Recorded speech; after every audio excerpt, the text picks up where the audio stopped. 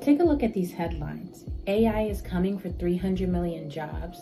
The end of the white-collar worker. The job apocalypse is here. It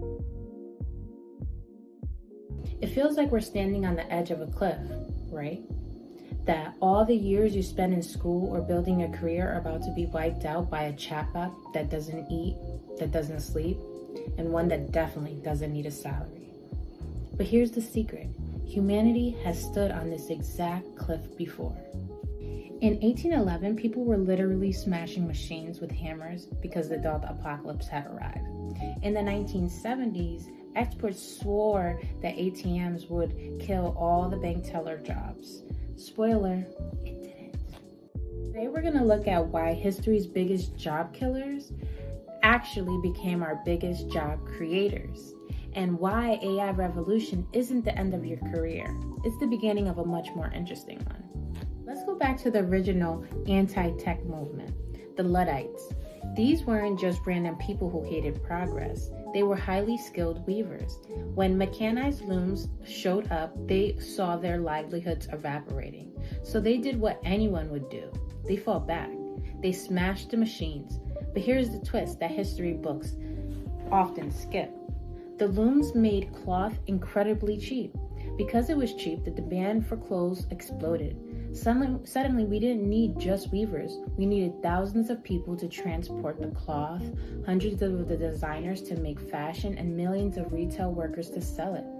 The specific task of hand weaving died, but the industry of textiles became a global giant that employed 10 times more people.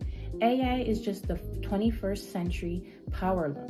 It's making cognitive cloth cheap, but it's going to create a demand for new human roles we haven't even named yet. If you are still skeptical, look at agriculture. In the year of 1800, nearly 80% of the population worked on a farm. By the year 2000, that number dropped to less than 2%. If you told a farmer in 1800 that 78% of those jobs would vanish, they would have predicted a total societal collapse. They would have asked, what is everyone going to do? The answer, everything else. We didn't lose those 78% jobs. We liberated those 78% of people to build the modern world. We traded manual labor for the service, tech, and creative economies. AI is simply moving us from the knowledge economy to the wisdom economy. My favorite example because it's counterintuitive. It's called the ATM paradox.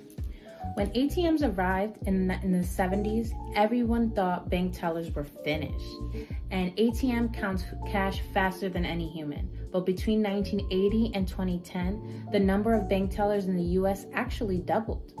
How? Because the ATM made it so cheap to operate a bank branch that banks opened thousands more of them. And because the machines handled the robotic task of counting 20s, tellers were freed up to do what machines couldn't: solve complex financial problems and build relationships with customers. You have to think of AI like the ATM for your office.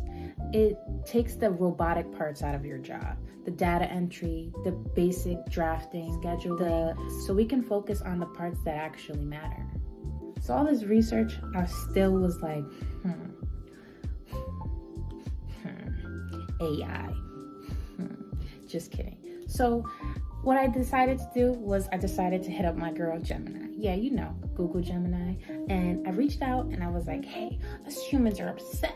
You're trying to take our job. What's good? And you know what she responded? She said, you double down on the human mode. There are 3 things I, as a digital entity, still can't do like you. I said, oh, okay, let me hear this. She said, empathy. People still want to be taught by, treated by, and led by a human. She said, number 2, gray area judgment, making decisions when the data is messy or when ethics are involved. Number 3, physical intelligence. We are decades away from a robot that can fix a leaky pipe as well as a human plumber. It isn't to beat the AI, it's to use it. The only people who should be worried today are those who refuse to pick up a new tool. Don't fear the machine. Fear being the person who refuses to use it. What's one part of your job you wish an AI would take over tomorrow? Let me know in the comments. Don't forget to see you in the next one.